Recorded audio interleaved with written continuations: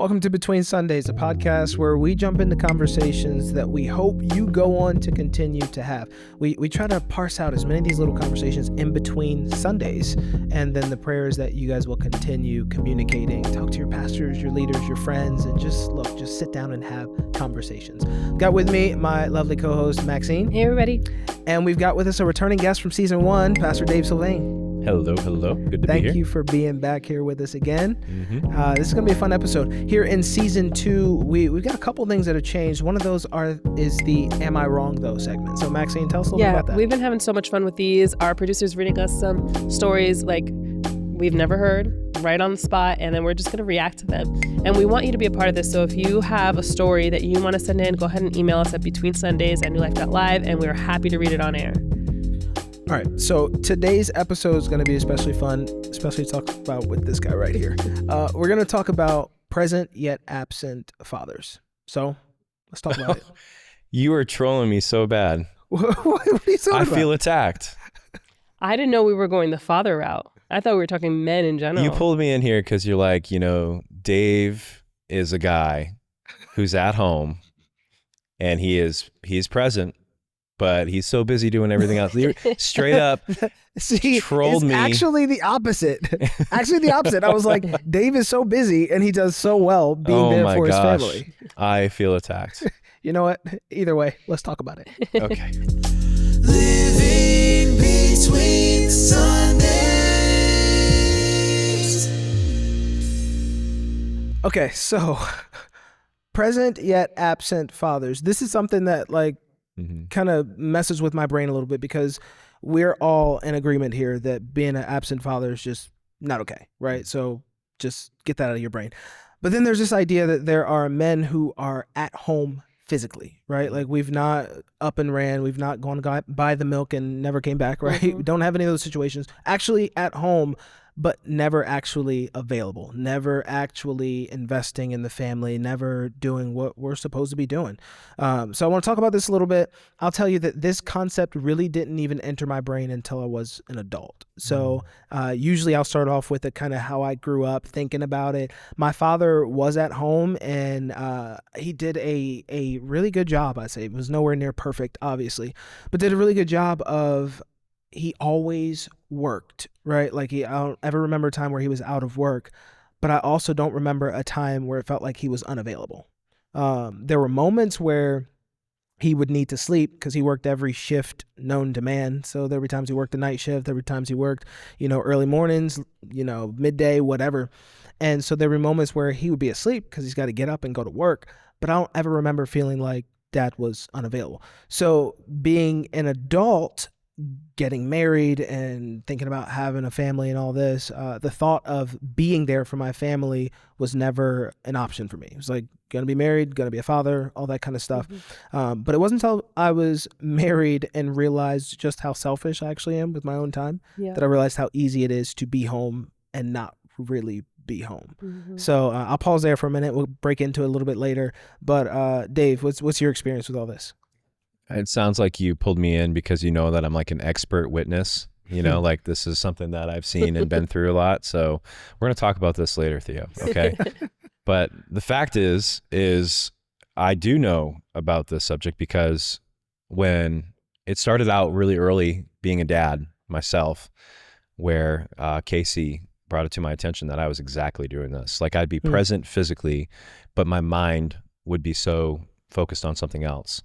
So I'd either be like thinking about work and trying to write or trying to prepare, or I would be trying to entertain myself and just chill and just try to like unwind. And I would do that in ways that didn't include her or didn't include the kids. And it started out really, really, really early. So thankfully it was a pivot I was able to make. But I think guys typically do this one way or the other. I think a lot of men will either just be absent, like I'm not even going to be physically present because stress or because I want to throw myself into work so much. Or you have men who feel entitled maybe when they get home to do whatever they want with their time because they've been giving their time all day long. And now what little they have left, they want to just unwind and they want to do that in the ways that they feel is best. I think that's pretty much the biggest issue, and what I've observed both in myself and in people that I know, because I've seen guys on both of those sides before. Yeah, that's interesting. Maxine. Yeah. In my short time of being a man, no, I'm just kidding. No. Yeah, it's hard for me because I didn't grow up with my father, so I don't have that like to even kind of put in of a father who might be there but not there. My father figure was my grandfather, and my grandfather was extremely present. I think we talked about this in a previous episode, that his love language was quality time. So he is there. Like I remember like he still does own a store, and he's busy. He's a small town. Everybody knows who he is. They come to just kind of hang out kind of thing, and he always made time for me. He always, oh, you have something to say? Okay, hold on 1 second. Let me hear what my granddaughter has to say, So there's a lot of value placed on me then. So I didn't see it there, right? But as I got older and kind of introduced to different cultures, like I remember it being so jarring for me actually coming here to Maryland and meeting my husband's family when I was like 18, 19 years old, because for them, it's almost like two different worlds, right? So like the women are very much hanging out in the kitchen and like, chit-chatting there, whatever the case may be. Kids might be running somewhere. And then the men are all outside in the garage hanging out. And the two don't really mix until it's time for food, really. And I'm like, what is this? This is so weird, because in our family, everybody does everything all together. Everybody's laughing together, blah, blah. But it's like literally two different worlds. And I remember being young and feeling like kind of uncomfortable around that, because I don't really know this family yet at the time. And my husband's expectation was like, all right, I'm going to leave you with the ladies. I'm going to go with the men. I'm like, I don't know that. Don't leave me here. So it was like a little bit of a contention, and I didn't feel like I wanted to be, I don't care that you're all the men. Take me with the men, because I'm here for you, not for, for all this mess. So it was interesting to kind of see that. And as I watched it, as we got older and all that stuff, like for me, it was very important that we didn't do that. I don't like the idea of everything being separate. Like there are times, of course, I want to just hang out with my girls and he needs to hang out with his guys, and that's totally fine. But we should be able to like kind of come together in space. And I remember telling him like, hey, I can't have a relationship in which like the person is just like checked out. And like, it's fine that you want your own space, but you're not going to be out in the garage. Like the dream is to have the pole barn right in the back and like whatever. That's cool. We can have it, but you're not going to be out there for 8 hours while I'm inside doing what? Like, what's the point of getting married, So we did have those conversations early on, and just like making sure that the expectations on both our ends were there, So I want to real quick dive back into something you said earlier, because therein lies the tension. You talked about how for a lot of guys, or for some guys anyway, it's a matter of I've given my time outside of here to work, and like work is to provide for the family. And so in order to come home, I'd like to be able to have my space. I'd like to be able to have my time. And this looks different for a lot of guys. It could be the pole barn. It could be video games. It could be watching sports. It could be whatever. So I want to talk about that tension a little bit, because as a man who works hard, do we get free time? Do we get time to ourselves? Should we get that? What is, and contrary to your opening statement, I brought you in here because through my eyes, you do this very well. We work together. I see how busy you are. And yet I see your kids who are 18, what are the ages? 19, 17, 15. 19, 17, 15. And I look at your kids and I'm like, man, I'd be blessed if my kids grew up to be like these kids here. How on earth did Dave and Casey do this as busy as they are? So as a man who works. We fought a lot. That's like a lot. And it was the greatest gift to me is that I have a wife who's like Max, in that you talked about it early on with Phil, and you had very clear expectations of what would be okay and what wouldn't be okay. And Casey was the same way. Casey was very much like, hey, like I'm not loving this whole you're at work all day thing, and then you come home and think you get to just relax. Because I've been home all day and I've had all of the responsibilities of this house, and tell me I'm a stay-at-home mom, but I'm a domestic engineer, all right? And I am running this place, and I shouldn't be running it alone. This is our house, not my house. Like those sorts of conversations were recalibrating for me because, you know, you talked about culture being expressed through at your husband's family. You know, all the guys would go with the guys and the ladies go with the ladies. I think that for me, I was an only child. And so I only ever did what I ever wanted to do because that's all I ever knew. I didn't have anybody around. I didn't have any siblings. My parents always worked. They were always gone for the most part. So I didn't see cousins ever. I didn't see grandparents ever. So like my wife married this really selfish person. But what I want to point out is that word, because selfishness manifests in all of us. All of us have to fight and die to selfishness. And the way to do that is to determine what is most valuable to you. If you are most valuable to you, then you're on the right track with the whole selfishness thing. Good job. But I think if you realize that there's things that are more valuable to you, then you'll recalibrate in order to do that. That's why all of us men eventually get off our butts and get to work, because we realize we value having money. We value having the ability to like have a wife, a partner, eventually a family. So we don't value doing the kind of work that we do necessarily. You and I are blessed, all of us here, in that we get to see a marriage of those two things. We value what we do and we value the outcome of what we do. But most of us only value the outcome, right? That's what gets us moving. What if you can recalibrate even that equation, you know, and you could find value in the work, in the effort, and you could find joy in that. And what I'm getting after is, what if free time is a myth when you're a father and a husband?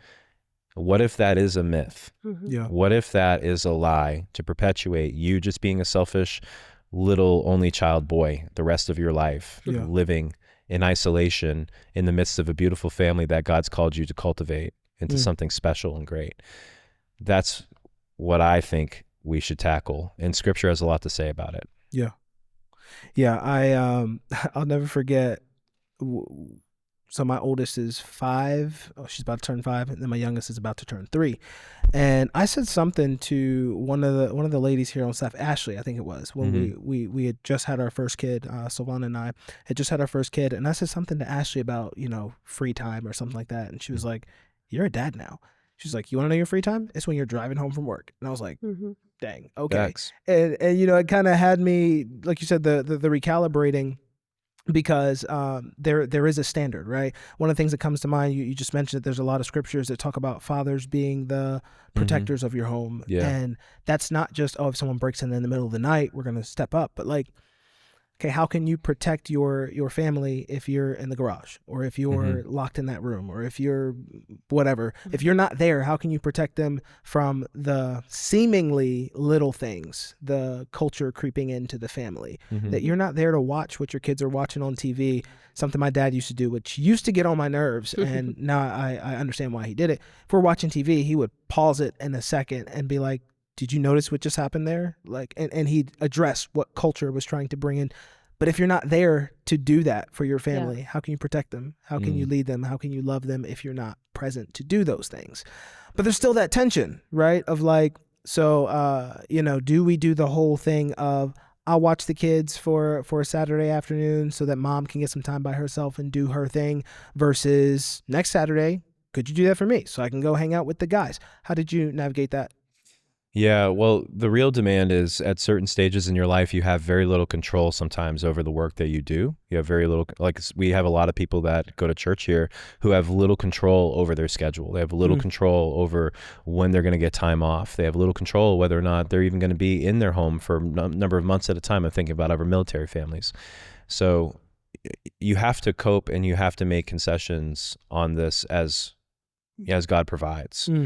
And you have to have conversations around it for sure, because if you don't, and you just have expectations and your spouse has another whole set of expectations, then you're just going to have disaster. So I think, you know, acknowledging what you can control and what you can't is the principle I'm getting after here. That's good. So whatever you can't control, all right, you just leave that to the Lord and ask him to manage it for you, to optimize, to bless, and to provide in ways that will surprise you so that doors could be open for you to be more involved. But again, I'm presupposing that the thing that matters to you the most is that you want to be around your wife and you want to be with your kids. So let me pause for a moment and just address our brothers and husbands and fathers that are struggling in their heart of hearts with the desire to even be around their wife and their kids. And let me just offer a swift rebuke real quick in saying that shame on you if you have a hard time even wanting to be around your wife and your kids. Yeah. And if you're listening to this, then consider this the Lord speaking to you and telling you that you need to get on your knees right now and you need to repent and you need to recalibrate what you're even doing in your life and recognize the blessing and the gift that God has given you in your wife and your children, that you're fortunate enough that God would love you enough to give you this better second half and that he would bless you with the capability to be able to even have kids. So let me just say that. Yeah. Because that is a real thing in many men. And I sit with men often, counsel and hear them out. And there is this underlying resentment towards their spouse because they nag and they want this and they want that. And all my kids, they don't understand. They're just crazy and I can't control them. I can't connect with them. And all I'm hearing is them, the little boy, the selfish little boy just crying out for him to be able to do what he wants with his little life. Yeah.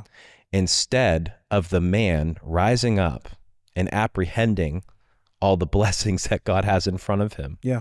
It's really just as simple as reframing it and saying, wow, God, this is wonderful. And help me in all the ways that I am failing. Yeah. Because in both of those examples, it's still the failure of the man and that the woman has to nag. Okay, why is she nagging? Well, because you're checked out, bro.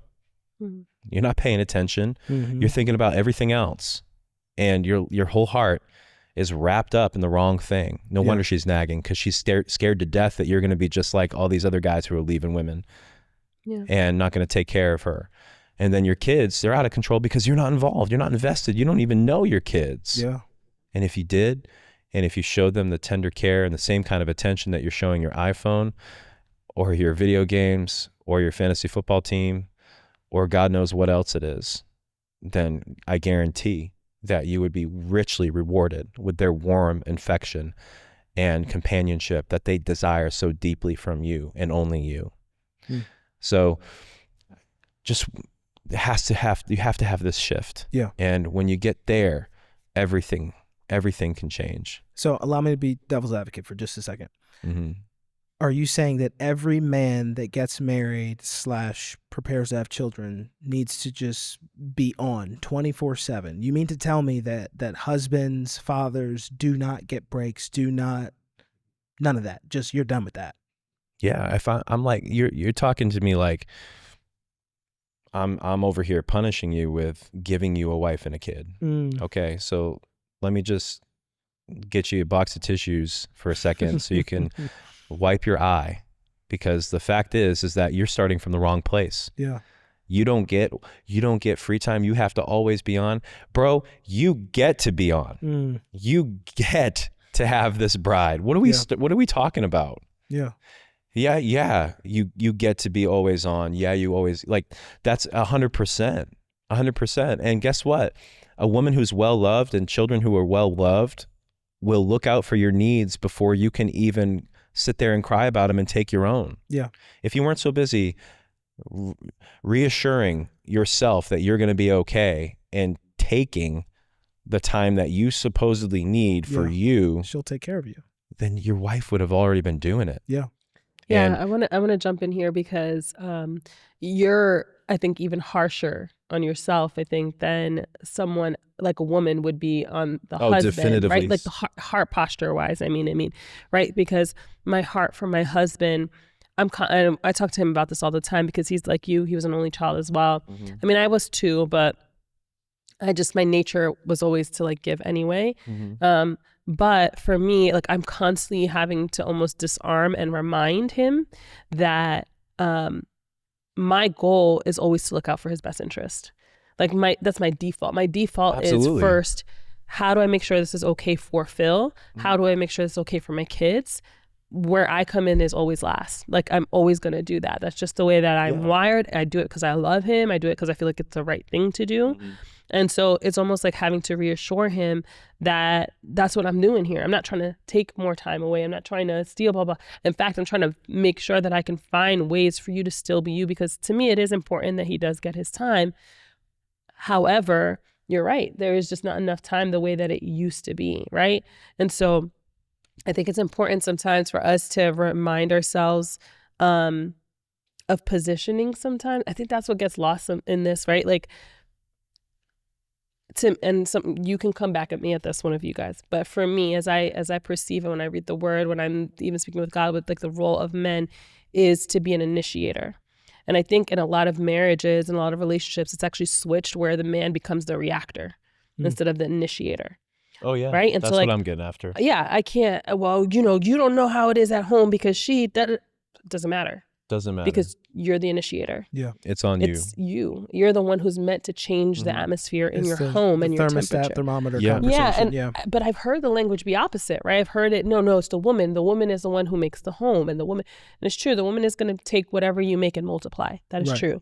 But I think we have fallen into maybe enemy patterns here of like, okay, yeah, it's the man's job to just react to everything that's happening to him.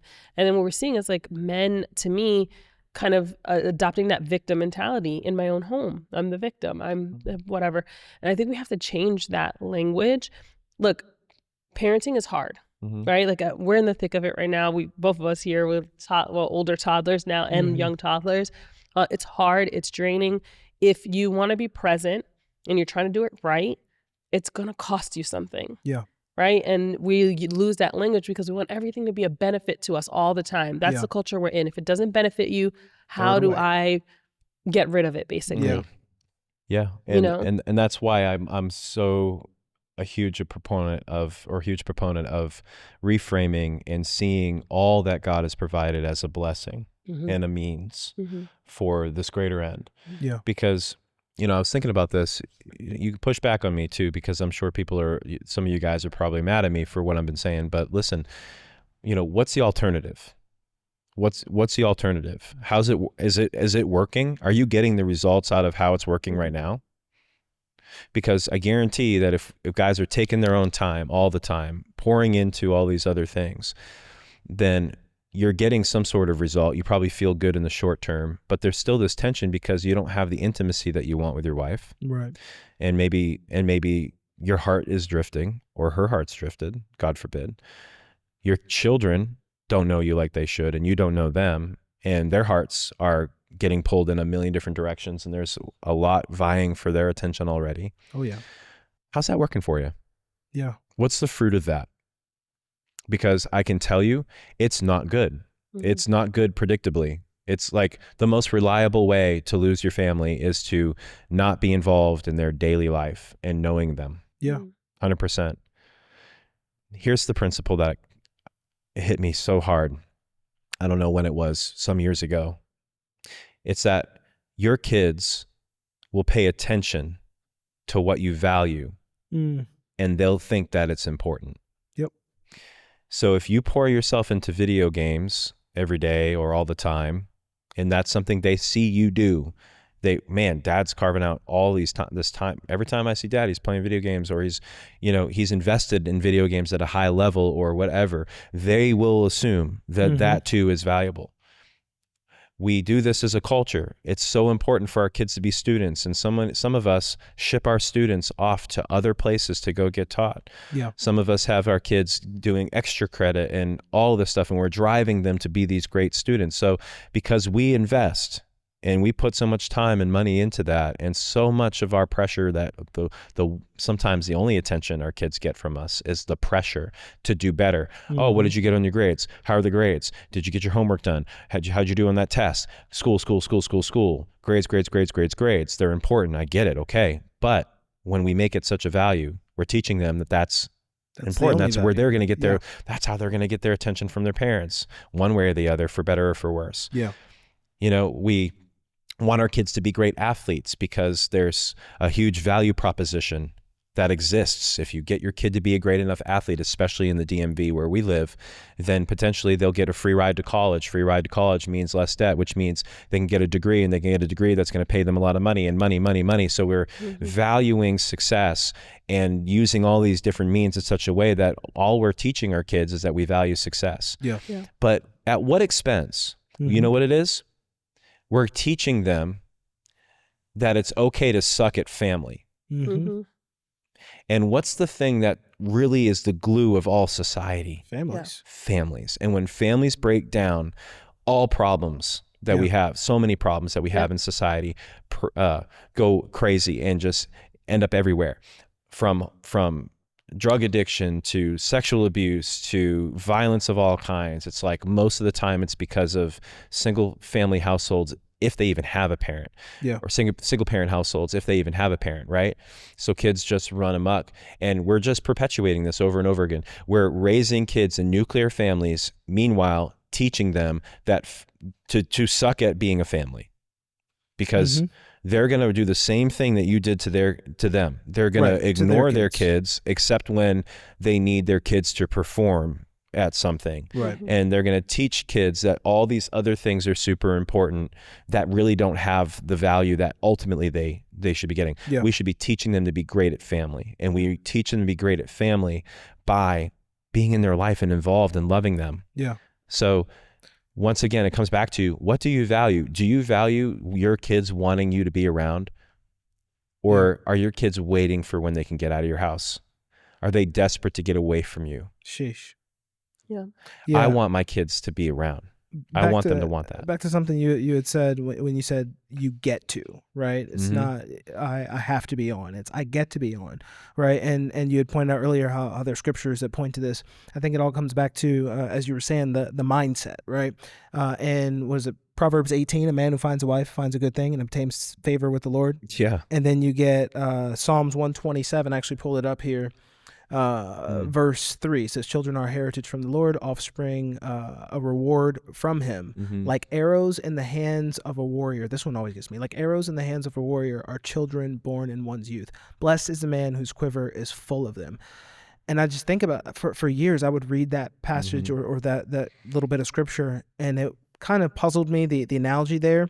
And then one day it just hit me that your children are quite literally, how you raise them means how effective they're going to be in the kingdom at pushing back darkness.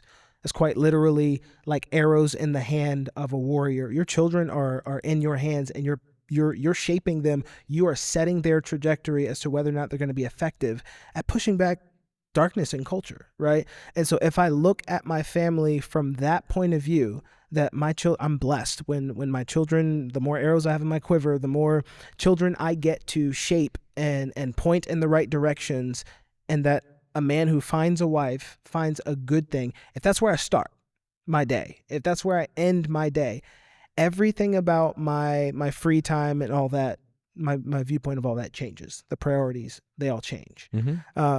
So that being said, I also know, and you all can see, those of you who are watching, Dave is a gym nut. So now we'll pick on you a little bit. How do you balance those things? How do you balance your Dave time? I'll get up before they're awake and go work out. That's what I wanted to get I'll to. work out when they're asleep. I'll invite them to work out with me. The hack is that if it's valuable universally, then why wouldn't you invest in that? So that's one thing. It's like, I live at the church, is another way you could have framed this up. It's like, Dave, you're a gym nut, but I'm also, like you say, I'm a church boy. I'm a church guy. Like, we're here all the time. Yeah. We live here. And that's been me since 2008. We've been at a church all throughout the week randomly. It's like the center hub of our life. Yeah. Our house is almost secondary to that. And that sounds terrible, but at the same time, my kids don't resent the church. Yeah. Because it's not an idol in our life, and it's not something that is a labor for them in a negative way, or obligatory thing, or perfunctory thing. It's something they enjoy. It's something they see that brings us life, and they love it. And so they want to be a part of it.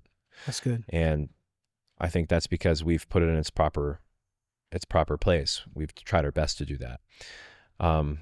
But the real hack is like if you've got something that you've got to do or something that you want to do, the easiest way to kind of be a little selfish and also accomplish the goals that I'm talking about is just to invite them along with you and do it with them. Now, I love the guys who are out on their tractors with their little girls on their shoulders. Yeah. Because that's like if I could just take an image and like send it to you and give you an example, it would be that's what comes to mind. Yeah. And it's this beautiful picture. First of all, like there's tons of different stereotypes that girls shouldn't be out there doing work, manual labor. But the fact is that like wherever dad is, the kids should be, right? Yeah. And kids need their fathers. And like, that's a beautiful picture and an example. I've done that all the way. And I do play video games, but I play them with my kids. Yeah. I do work out, but I work out with my kids. So I play board games. I mean, I can go on and on and on. We try to do things together and invite them into it, and then also be interested in whatever they're interested in. Those of you that don't know, I'm watching from the outside, right? And Dave's family is that. They're here at the church, but they do it together. Kids go to youth group. Kids have served at youth group. Olivia worships on our worship team. Obviously, you and your wife work here. Noah worked here before he joined the military. And so you guys do this as a family. Now, correct me if I'm wrong, because I'm still in the little kid stage. But I'm imagining the reason why your kids have no problem, your kids, your wife, your family have no problem following you into spaces like that is because of all the time you put in younger years being in their world. Yeah, that's very true. Casey, I have to shout out to Casey. She was even better at this than I've ever been. Like, dads actually have it easy because, especially if you're in kind of like the old setup, like that Case and I had. She stayed at home for 10 years with the littles, and we sacrificed at great lengths to make that possible. That's all I'll say about that. But for her, she invested every single day. I just want everybody to picture this for a moment, and shout out to all of you stay-at-home moms. It is not easy to be a stay-at-home mom. It is not easy to be a working mom. So it ain't easy either way, but let's just shout out to our stay-at-home moms because she did invest like every day. And our kids did private Christian school for a season, and then as they got older, did public school. So she didn't have to homeschool, right? But she knew everything that they had going on, followed through with every little thing, was at all the parent-teacher conferences. I tried to go to as many of those as possible as well.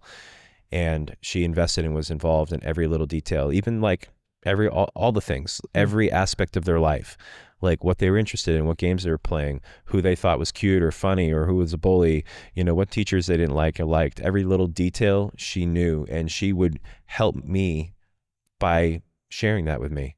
So she would catch me up. It was almost like a military debrief, bro. Every day I'd get the whole scoop on all the things that went down so that I didn't miss a thing. And then without her, that would have been impossible. You don't get that you don't get that any other way. Yeah. Silvana's been a stay-at-home mom for the last 5 years. And there are these certain ebbs and flows to how we work with ministry. For instance, this past week, you were right there with me for part of it, well, for the whole thing, really. But we had staff retreat beginning of the week. This is right after church on Sunday. Sunday night, we start with staff retreat. Facts, yeah. And then, came home for a couple of days, and then I'm getting ready to leave again for another conference. But it's just this weird hodgepodge of stuff happening. Bible study I'll be teaching tonight. So last night we had worship practice, all this stuff going on, right? And exactly what you just said, I'll come home, and if there's a day where I didn't get to put the kids down, because that's what I do, I put the kids down for bedtime, just kind of naturally, I'll always ask my wife, hey, how was your day? What's going on? Then I'll tend to ask her, how did the kids go down? Like, what happened today? And they're right now they're 5 and 3. So it's the same thing every day. They played, they this, they that. But every now and then you get a little story of like, oh, Brooklyn did this new thing today, or Miles had this one moment today and did this one thing. And it's exactly what you said. I'm blessed in that I have a wife who's super invested, and that I get to benefit from hearing the story, getting the debrief at the end of the day. Yeah. So yeah, shout out to all you moms out there that hold it down for us. Absolutely. So her being invested in all those years, it made it easy. The dads, what I was going to get to is that dads will work, those of us who work all day and then come home, it's like, oh boy, hero's home. And they're all excited and they want to play. And that's tough. That was tough for Casey those years, because she'd be like, I have been here all day long. And I've been the bad guy. I've had to discipline. I've been spat at. They threw food at me. And then you just walk through the door and they're just like, hey. Yeah. And so, gosh, it's so easy. You know, it was like so very easy for me to just step into that and to get all that affection and all that love. But I still had to like switch gears on the way home, prepare myself to put away all of the stresses of the day, all the burdens that we all carry, and focus on what's the objective tonight. I've got 2 hours before bedtime. I'm going to spend only 2 hours with my kids today. I used to go like this on the way home, like, you know, like how am I living a life where I only get to spend 2 hours a day with my kids? That was the heart posture. And I get emotional because I still feel that way, you know. What a utopia it would be if we never had to work and we could always be with our kids all day long. We probably still wouldn't, because we love to be productive. Yeah. But I think about farms and other cultures where families work together, education's all happening. Like, I envy that. And I think we got it wrong in some ways, the way we do it now. But that helped me focus on how can I make this next 2 hours like the best, you know, the best. Yeah. And it would be an all-out romp for hours on end, you know. If whatever they were into, let's do that. Let's role play. Let's play games. Let's be fun. Yeah. Come on, Mom. She's like, I just need to like get away. All right, mom's gonna go lay down for a little bit. She gonna chill, but we're gonna go at it, you know. And we've just have like, that's how it would be. And then nighttime routine. And then, you know, as they got older, that takes on many different forms and changes. Yeah.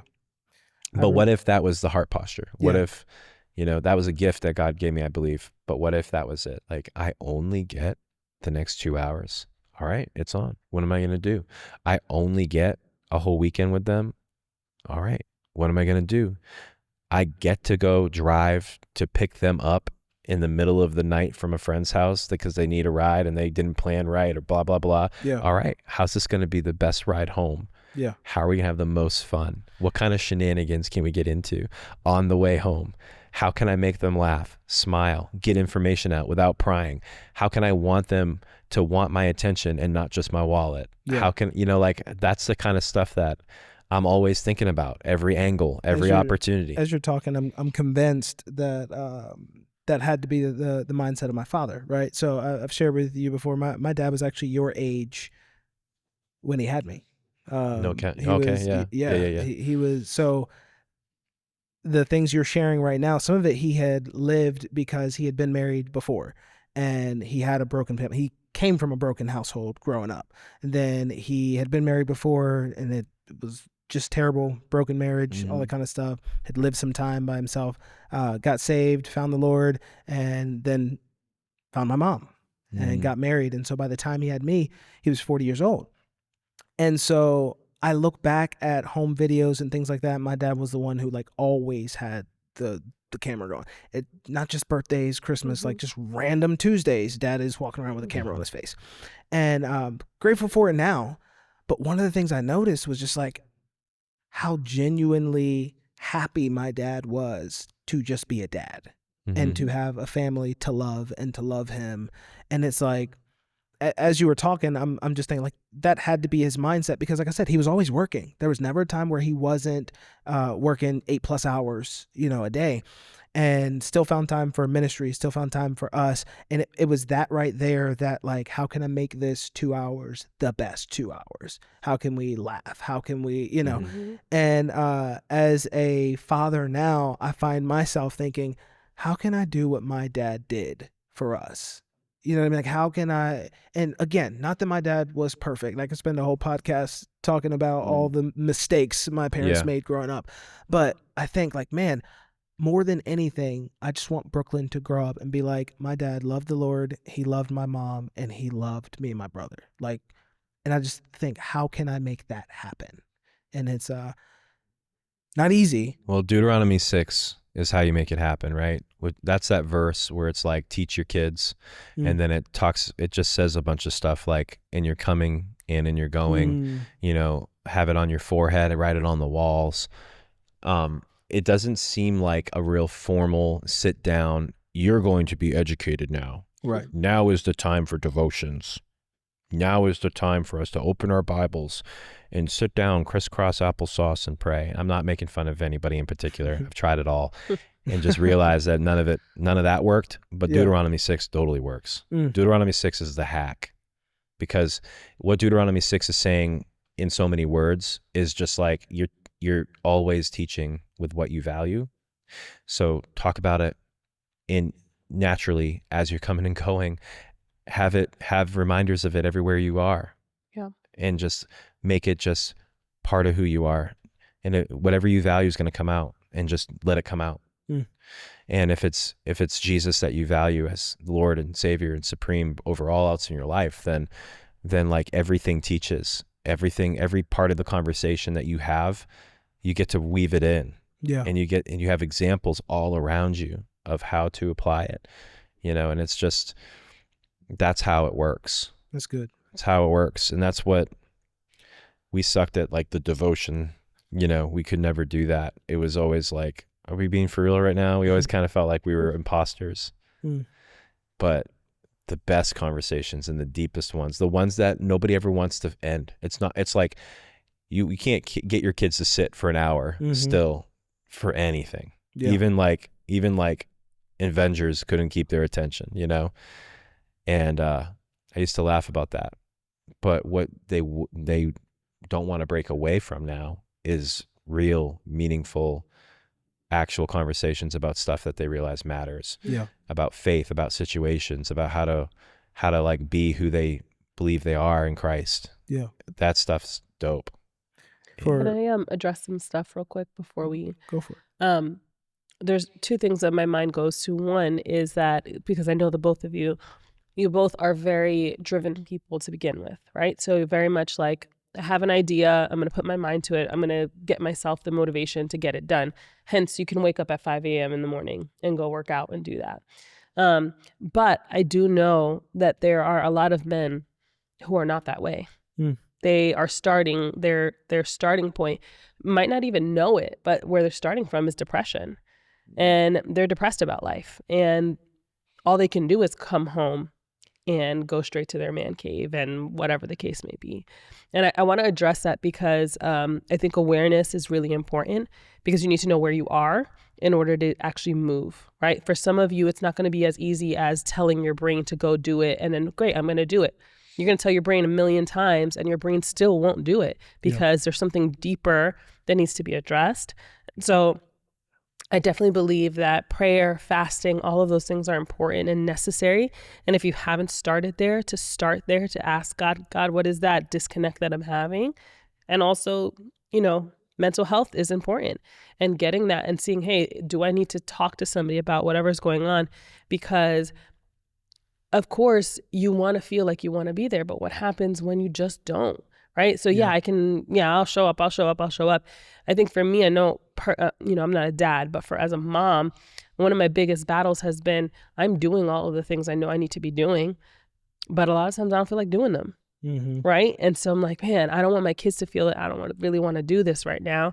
I'm going to do it anyway because I'm somebody like you. Like I'm just going to put my mind to it. I'll embrace the suck. Right. I'm going to go through and do the thing because I have vision for what can be on the other side of it. Right. But there are seasons in my life where I'm not that way. And I'm like, man, how it just sounds so overwhelming to see somebody who has it all together get it. And so I just don't want to go past that. Like if you need help, if you've been trying to motivate yourself and you can't, pray, like Dave mentioned before, pray, repent, do those things, and also consider getting some help from the outside. Yeah. That's important. Yeah, you gotta do something different than what you're currently doing. You have to do something different. You gotta try. The other thing I want to address is that age, I guess, I don't know if it's a myth, but it's a misconception, I think, that dads are not as needed when the kids are small. Because I've had that conversation a lot with like young parents and stuff, young parents of young children. Well, right now it's mom's time, because, they're 2 or they're 3 and, they want mom anyway all the time. So I'm just going to go and do whatever I need to do. Because when I come around, the baby doesn't even want to be around me anyway. And that I want to challenge that men need to be around. Like, it's been so beautiful watching Phil, when you talked about the tractor, like that's my husband It with is your husband. my girls, right? That's, Like they're that's on also why I chose a tractor illustration. yeah, so they're together, and it's like it's so beautiful. Absolutely. Excuse me. Phil's a great dad. Mm-hmm. Yeah, 100% great dad. Sorry. You're good. You're good. I'm 1,000% with you there. I can remember with both of the kids, Brooklyn and Miles. I'm like, okay, I'm gonna just say it. I don't really like babies like that. I like my babies, you Right. know. And I'm just now getting to the space when Alexa brought in her little baby to worship practice last night. I was just like, oh my gosh, like it's so cute, you know. But I'm not generally that kind of person, especially before I had kids. I was like, nope, keep them over there. I'm good. Don't want to hold them. Don't want to I break didn't hold them. any baby ever until my firstborn. So, you know, Nora was the first baby I held, Robert's daughter. And that was because I was sitting down and Emily knew how awkward I was. And she just put her in my lap and walked away. But yeah, I don't really hold little babies like that. But I can remember when we had ours, it was a very, obviously, like, you know, mom's breastfeeding and like there's things that mom is needed for, right? But I'm going to hold my kid. Mm-hmm. For me, it was very much, okay, this is gonna sound terrible, but y'all might know what I mean. When I got my first puppy, I still remember one of the things I told my mom and dad. I went to the store to go grab like leash, dog bowl, all the stuff that I should have already been prepared for, but I wasn't. And so went and grabbed that stuff, and I told them, I said, nobody feed her while I'm gone. Like, I need to be the one to feed her for at least that first like week. I need to be and it was so primal. I was like, I need her to get like my scent. I need her to get, and as terrible as it sounds, it was the same way when we had our kids. It was like, I want to be holding them. I want them to smell my smell. My dad used to actually say that. He would say, "No, my smell." But like little things like that, I would want the babies to know me, right? And so yes, I get it that mom's the one who needs to do the breastfeeding, needs to do certain things, and there is a certain maternal connection there. But better believe I'm going to be fighting for my spot too. Yeah. Yeah. No, yeah, and it's so important, I think, in those ages too. Like I see the way that Nola, my oldest, like look, or even my youngest, both of them, the way that they respond to dad. Like, I'm still nursing, right? So my youngest, she like needs me, right? Like I'm in there and she's like, yeah, food, right? Mm-hmm. My husband comes in and she just lights up for like nothing. He can't provide her anything but like love and cuddles. And like, I'm like, oh, she needs me. She loves him, you know? And to see that, and like, I get, my husband and I have these conversations sometimes because he's like, do you ever get sad? I think I might have mentioned this in another part, but he's like, do you ever get sad that like you didn't experience this? And I was like, no, like I just feel so blessed that my girls do get to do it, you know? And like I don't remember that time period. So it's like for me, it's not like a missing memory or anything like that. I don't know what it's like. So, but it is so beautiful to see that my girls get that. And so like to know that there are dads who feel like it's not important for them to be around because the baby is small, right? I'm thinking about even parents who have separated, right? And, you know, your kid lives an hour away and you're like, well, it's not a big deal. I don't need to see them every week or every 2 weeks. It's not, whatever, it's fine, you know? And I'm like, that's not okay. Like, that's not okay. I understand the relationship didn't work out, but you still made a choice to have a child. And don't say, sorry, I'm going on another tangent here, but hold on. Because I don't know who's listening right now. You still made a choice to have a child if you slept with someone. Yep. Because that is one of the potential outcomes. Yeah. So it was your choice there. Now the child is here and you're like, well, they're better off with the other parent because my stuff is all over the place. That's such an excuse. Get your stuff together. Yeah. So that you can be in that child's life because it's so important for them to have that formation from both sides, you know? Yeah. Absolutely. I was really blessed in that Casey had a C-section for all three of our kids. First one obviously wasn't chosen. Second one, she tried to do a VBAC, wouldn't work. So the third one was scheduled. But why is that a blessing? Well, for her, she would disagree. We would have preferred for it to have gone the natural way, for sure. But I saw it as a blessing because I did get to hold the babies first. I did get to cut the umbilical cord. I did get to see them come out. Like, that was crazy. And then another blessing for me in our situation is that breastfeeding was very challenging. for my wife. We could not get Noah because he was a preemie, to latch at all. So we had to bottle feed him, which meant that I got to do a lot of bottle feeding. So I got to participate at like the most primal level using that term. So for Miles, our youngest, he breastfed for a couple of weeks, maybe a month.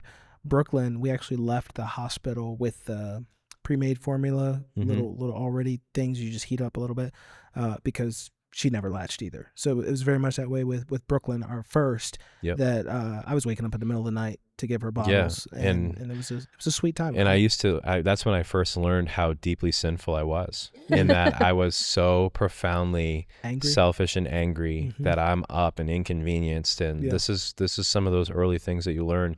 I don't think any man ever learns these things until they really do have their own wife, their own child. And I think that's why God gives us each other, is the purpose of sanctification and growth. For sure. Like, you are feeling the way you're feeling because you need to be broken and you need to die to yourself. Luke, like 9, what is it? I just lost the verse 14. I can't remember what it is, but I'll figure it out later. Tony can put it in the show notes. Is deny yourself and take up your cross daily, is what he adds, daily. And I really realized that it is a daily thing to die to yourself, and you do eventually change. Well, but man, it felt like I wasn't going to. And coming back to this again, we started almost at the top, but like, if you have the right partner, choosing the right partner, you're both doing that. You're both dying to self, so you're both serving each other, and your needs will be covered. It's so beautiful. Because I was thinking, just as you guys are mentioning this, so on my end, when I first started nursing Nola, full transparency, I just wanted to quit. It sucks. Like, it just sucks, right, in the beginning. And I had to take a break about 2 weeks in, I think. And we used pumped milk for 2 weeks. Yeah. And so Phil was waking up in the middle of the night. And after 2 weeks, he looked at me and he's like, babe, I love you, but you got to figure this out. Like, he's like, I'm not getting up no more. And to mind you, like, during this like little 2 week stint period, like, we bought like the mini fridge, like the little tiny cute one, so he wouldn't have to go downstairs. Yeah. We bought the bottle warmer, like as convenient as possible for him to just roll over. And he was like, nah. Yeah. He's like, you got to figure this. But here's the thing, because I saw that it was like killing him, I wanted to. So I went in and I'm like, I'm going to do the hard thing and figure this thing out, which I did, of course. You women have grit on another right level. And so then I went back to breastfeeding, and it was fine. And I nursed her until she was, 20 months. And here I am with my second one, who's 18, and I'm still nursing.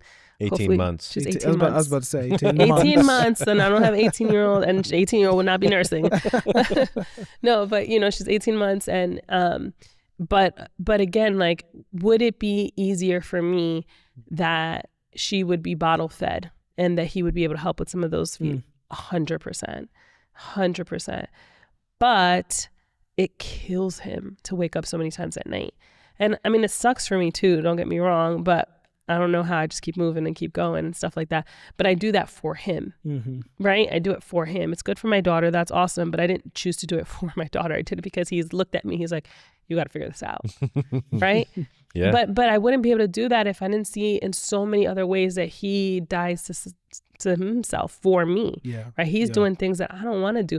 I could not tell you where to throw out our trash. Where does it go? I don't know. It just leaves my house, and it's the somewhere magic else. trash it goes fairy. somewhere, right? And I mean, that's a small thing, but there's lots of other things. I could not mow the lawn. I don't know if there's just stuff I don't know how to do, and I don't want to learn how to do. If God forbid anything that happens, we are hiring someone to do, right? You know what I mean? And so like, I have to keep those things in mind. But that is, again, like with the right partnership, that you guys are both doing that for each other. So then things are hard, but I don't know, you're a team, so you keep moving forward because you're a team. I oftentimes, and this isn't quite what we're talking about, but we're here now, oftentimes teach in premarital or in marital counseling that marriage is like a symphony, right? Like everyone is doing something slightly different, but it creates this beautiful harmony and this beautiful peace. And just because this side might be lacking, you don't say, well, because you're not playing your part right, I'm gonna stop playing my instrument. Yeah. Because then the music stops, right? And everything dies. And so if anything, if this side is lacking a little bit, like we try to cover and we try to do what we can. My youth pastor told my wife and I when we were in premarital, he's like, it's always the most loving competition to try to outlove one another. Like just try to always cover each other in love. And he was like, he told us, he said, me and my wife, we make a game of it. Like, I'm going to see what I can do to outlove you today. Yeah. And like, if you win today, you win today. If I win today, I win today. But I'm going to do everything I can to love you well, to cover, you know. Yeah. And it's not going to make... I was going to say, we're called to do that. We're called to outdo one another in showing honor, is that verse that I love, because it just reminded me of that in Romans. Imagine that's the call that we have just for like, just for people that go to church, just for life. Paul takes it even further, and he's like, you literally need to lay down your life for your wife, right? It's like constant death to self for her. But somehow when you die in that moment of serving her, she comes along and resurrects you, you know, with her love. And this thing just continues to go around and around and around. I was looking at this, I don't know, whatever it's called, piece on Instagram, whatever, thoughts of someone. And they were just talking about how, you know, that the wedding is not necessarily just like a celebration, but it's meant to actually be a funeral as well. Yes, it is. And I was like, oh, this is so, like the way that it was talking about it was so beautiful. But it's that part of like, okay, yeah, these two people are literally dying so that they can become one new thing. And so what does that actually mean when we talk about that? And I think we don't spend enough time in premarital or whatever it is, like really contemplating what is it going to look like to actually literally die. Kind of the conversation you started with, like sometimes you just gotta, you don't get free time anymore. You don't get that stuff anymore. Like that part is gone. Like there's something new here that we've got to build and that we've got to like come to understand. And it's going to look different from what the world thinks even. So like really recently I was in a session with someone, and I was just explaining, you know, everything I've been going through. Like my girls have been sick, I've been sick, I'm just exhausted, all the stuff. I was like really looking forward to going on this staff retreat that we had so that I could get that like, you know, that time away. And like, and I was saying, I'm confused because I feel like everybody's telling me I have to rest and like, and you know, the girls will be fine. And like, finally here I go and I make the big leap to like, I'm going to leave her overnight and I'm going to do the thing. And then boom, boom, boom, boom, right? And so the woman is like, well, why don't you just go and like go to a hotel and just book yourself a few nights? And I was like, what? She's like, your girls and your husband will be fine. And I'm like, no, why? Like, I'm not doing, like, I'm not just like, Randy, but you're allowed to, you know that you're allowed to take care of yourself and you're allowed to heal yourself and you're allowed. I said, yeah, no, I know those things. However, my husband and I are a team. So no, I'm not going to leave for 3 nights, because if he left for 3 nights to just book himself in a hotel, I would be freaking out. And I'm not even the dad, I'm the mom. And I would freak out if he left me for 3 nights just to like. Yeah, I'm just overwhelmed. You know? Yeah, I like, just got to get away. I just got to go. And I was just like, this is crazy. And I'm like, no, I was like, we don't do that here. We should do a whole episode on the fallacy of, you know, disappearing and isolating and zero motion for 3 days is somehow going to heal you. That's, it's crazy. And I think I'd love to dismantle that. It just dropped in my mind. That's exactly what happened in this thing. And I was like, no, this is not the way that you rest. That's never going to fill you up. Right? Like that's not it. And I was like, and I told her like flat out, I was like, I'm no disrespect, because I don't know what kind of lifestyle and everybody does different things. But for me, the guilt that I would have in leaving for 3 days when it's not work related, it's not blah, blah, blah. It's just like whatever, just for that I can hang out because I can't handle momming anymore. So I'm going to leave my husband to drown for 3 days. Why would I want that? What? See, but now bringing it full circle, but that's because your mindset is one that your husband and your family is a gift, right? So good thing you like him. Exactly. Yes. You know, because maybe if you didn't, you might. I would have been easily swayed to like peace out. Like exactly. Right. And again, no, I'm not. There's no shade to people who have different types of, you know, lifestyles, and I know that there's some people who are easily, but I have 2 small kids who need me very much right now. I decided to have these children. I decided it knowing that it was going to take almost everything out and of it's me. it's also different. I will say it's different if you look at Phil and say, go away for the weekend, Yes. or Phil looks at you and says, go away for the Right. weekend. Also, likewise, for all you husbands out there, if you come home from work and your wife looks at you and says, hey, like, I know you've had a rough day, I've got your dinner waiting in the den, go watch that Yes. movie you've been talking about, go play that video game for a couple hours, by all Yeah. means do that. Yeah. Right, but you don't just come home and say, leave me alone, I'm going to the I'm back taking room. it. Yeah, I'm taking Yep. this because I deserve it. That's the difference. Yep. Right, so for instance, Silvana's really good. I'm so blessed, she's really good at, when I've had a really long week, if it's a day that I'm sleeping in a little bit, she'll tell the kids, wait a little bit, we're gonna let daddy rest, right? And then at, like, 8 or 9, they'll come tumbling in the room, but she'll let me get, and I'll hear her, I'll be like turning over and I'll hear the kids running through the hallway. She's like, no, not yet, we're gonna let daddy rest a little bit longer. But it's a totally different thing. That goes back to what you were saying, where she's looking out for me, Yep. right? Versus me waking up and being like, shut these kids up because I'm trying to sleep and I deserve rest because I've had a long week. Those Exactly. are two different scenarios, Exactly. right? Very And so different. that's what I'm trying to come against, is the forceful versus the, we look out for each other. Yeah. Because we love each other. The question every man needs to ask, just to kind of put a bow on this, is what has God entrusted to me today? Mm. What has God entrusted to me today? Because I think if you frame it up that the Lord has given you this as a blessing, he's giving you this to steward, he's entrusted you with all of this, it really helps you refocus and reprioritize. And he knows what's best for you. He knows what you need. Your wife is not a roommate, and your kids are not background noise. You're not the main character of your story. Mm. You need That's a big one. to make them the main character. You are the supporting. You're there to make them shine. And believe me, it is the most fulfilling thing you could ever do. That's good. That's good. All right. Tony, I think you have a story for us. Yes, I do. That was a crazy segue, but I got you. Okay. So the Am I Wrong Though story for today goes like this.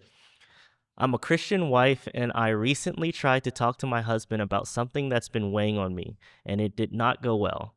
My husband is a good man. He works hard. He provides. He's faithful. I'm not questioning his character. But when he gets home, he disappears in ways that are hard to explain without sounding ungrateful. The game goes on, the headset goes on, or he heads out to the wood shop for a few hours. Meanwhile, the house is still moving. Dinner still needs to happen. The kids still need help with things. Someone still has to keep the evening from turning into chaos. And the truth is, I'm not just managing the house. I work too. I carry my own job, my own deadlines, and then step straight into the second shift of parenting when the workday ends. Lately, I've been feeling overwhelmed in a way I don't know how to say without sounding like I'm complaining about our life. One night, I finally tried to say it out loud, not angrily, just honestly. I told him that sometimes it feels like he's physically home but emotionally somewhere else, that I feel like I'm carrying most of the mental and emotional weight of the household while he checks out. He got defensive almost immediately. He said he works all day and deserves to relax. He said football and the garage are the only things that help him decompress. He said I'm making him feel like nothing he does. He said I'm making him feel like nothing he does is enough. And now I'm sitting here wondering if I opened something I shouldn't have. Because part of me understands his side. Maybe those things really are the only way he unwinds. Maybe he genuinely feels attacked instead of invited into the conversation. But another part of me keeps asking a harder question. If a man can be fully present at work, fully focused on hobbies, fully engaged with friends online, why does the family sometimes get the tired, distracted version of him? I'm not asking him to give up the things he enjoys. I'm just asking if being home is supposed to mean more than sharing the same space while one person quietly carries most of the load. But now he thinks I'm criticizing him instead of asking for help. Am I wrong, though? Yeah, you are definitely not the jerk. first of all, I applaud you for the grace that you just responded in the entire time. And look, I don't think any less of your husband because I can fully understand where he's coming from. Like I said earlier, like I've totally been there before. I get it. I get that mindset. I can see where it comes from. But at the same time, it's a mindset that needs to be challenged. What I will say is that I wish you would have said something sooner. Doesn't make you the jerk, but I wish that you had said something sooner and talked about these expectations early on in your marriage before you guys got so far down the line with careers, a household, kids. That's the only thing I'm going to put on you. Yeah. Otherwise, he really does need to be challenged. He needs you to challenge him, and he needs his own children to challenge him. Yeah. And, I just had this funny picture come into my mind of like him out in the wood shop and like you and the kids just standing there in the window looking at him and just being like, hi, we're your family. And we want to hang out. We want to get to know you because I truly believe that it's a lie from the enemy that he's believing that's telling him that the only way that he gets to unwind is to do those things. There's something he's hiding in his heart that he might feel like he can't express in the way that he feels about his obligations to his wife and his kids. There's something that he's not addressing. I don't know what it is, but it could be just stress. It could just be things, I don't know how to say it, just things that he doesn't like, that he doesn't know what to do about, and he's just suppressing it. And those are the ways that he's keeping the peace. And he needs to be pushed. He needs, he needs to be challenged by other godly men that are hopefully around him and in his life that can speak into him and be like, you do what with your time? That's how you spend your time. Tell me some things about your kids. Tell me everything, tell me what they like. Tell me how they spend their time. Tell them what did they do the last couple days? Yeah. And I guarantee you those answers will be shallow and hollow. Yeah. So, you're right. You're on the right track, and I would definitely not quit. I'd keep pushing. Yeah. And, just tell him, look, I'm not here to disrespect. We're not here to, say that we're not grateful, because we're grateful for all your effort, but like you're giving us the bare minimum. Yeah. The bare minimum for a man is that he provide for his family. Yeah. Because a man who doesn't provide for his household, scripture tells us, is worse than an unbeliever. So like, and that's just one of the requirements. Yeah. That's there. So that was a tough one for me. Casey had looked me straight in the face. We weren't a few years into our marriage, already had kids really quick. And she looked me right in the face, was like, just because you provide for all the finances doesn't mean that you get to just do nothing else with this family. Like, we're a team. That's your role, and I have my role. And we have to do this thing together for it to all work. And it's not just provide and then check out. And you're not she had to tell me a little more harsh than you're being. She had to tell me that I wasn't some king that just had the privileges and his little servants beneath him to do everything that he wanted us to do, to provide for his life. And that hit me pretty hard. Yeah. And that's what I needed. I needed a woman who spoke the truth in love. Sometimes wasn't the most loving, let's be honest. She cut with her tongue a little bit, but I was sinning way more than she was, and her cutting me to the heart with her words. Yeah. There was only one thing I was going to add to it, and you quickly got to it. I'm just going to expand it a little bit. When you said, we're not being disrespectful, but you're giving me the bare minimum. When Tony was reading the story, the first thing popped into my head was Ephesians chapter 5. Husbands, love your wives. Wives, respect your husband. Now, I'm not accusing you of anything, whoever you are, because I don't know. But I do know we just heard one side of the story, right? And if the facts of the story remain, everything Dave just said is 1,000% correct. He needs to be challenged. I would just reiterate in that challenge to not be disrespectful, right? Because that will make those defenses go up. So he needs to be challenged in how are you loving your wife? How are you loving your family? And you alluded to it earlier.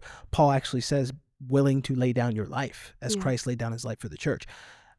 And again, I'll say what I said earlier. This is not just in the middle of the night when we hear something go bump and I need to protect you physically. This is, I'm willing to sacrifice my gaming time. I'm willing to sacrifice my whatever time for you. So how well are you doing at loving your wife, loving and leading your family? But in the midst of that challenging, you just want to be careful not to be too disrespectful, even when he's not being completely respectable. Because we as men are called to love our wives, even when they're not being completely lovable. So just Ephesians 5 is what pops into my brain there. Yeah, I was just going to say, and like, how do you get there? How do you get to that point is, you need to pray first before going to speak to your husband to begin with, right? So like, God, help me say this in the right way.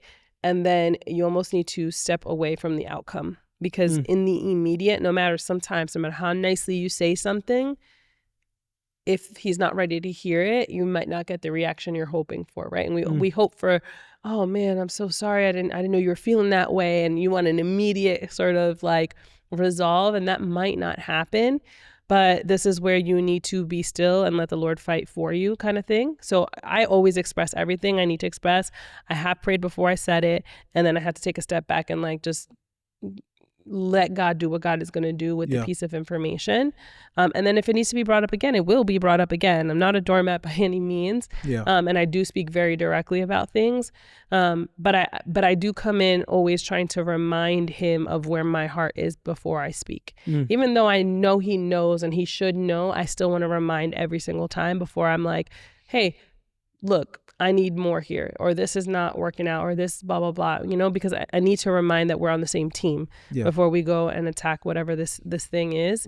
The other thing, I just want to bring this point up. We started talking about it a little bit, but I talked about the husband or the father needing to be not just a reactor, but an initiator. But the other like title I think that gets like mixed up here is the protector one and the provider. Right? The provider and the protector. And you guys both mentioned that this time. But I think that the way that we look at those words is very like one lane, right? So provider means that I will provide financially. Protector means that I will protect physically, the home from invasion, the whatever the case may be. But I think women, we hear those two words and we have it like encompass a lot more than just like the lane that maybe some men see it. Because when I hear provider, yes, I do think financial providing, but I also think provision in all of the senses of my emotional. You're providing emotionally, you're providing like all of these things. And for protector, you're also called to protect my heart, my mind, my rest, my peace. So if you're only protecting the house physically, those physical kind of, things, you're missing a whole area of like the protector that you think that you are. Yeah. I'm 100% saying all of what you're saying when I'm using those phrases, but I'm saying that he's not. No, yeah, I know. But He's just in general, that. I think we have to like shake up those kind of definitions. And because I do hear this conversation like, well, I do all the things and I blah, blah, I should be able to blah, blah. I'm like, well, no, being a protector provider is more than just those financial and physical things. There's all these other aspects. How many men are actually asked to take a bullet for your wife? That's not what scripture. Now, when it comes down to it, yes, you need to be willing to do that.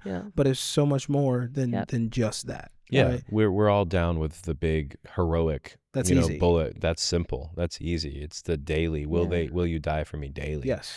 That's the hard part, and that's the part that. Something else that you said earlier. You said he needs to find some godly men. I just want to reiterate that, and push that harder, because while we need our spouses to be in our corner and tell us about ourselves, I cannot overstate the value of having good men in my life. You're one of them, Dave. Mike is another one. Just good men to help ground and bounce things off of and set good examples. And like, there are things that, like you said, my wife might be able to tell me, she might be able to think that far ahead, but it's something different hearing from another man, right? And the same thing's true for women too. I can't tell my wife everything. I can tell her some stuff, but it's going to hit different coming from another woman who's been there, done that.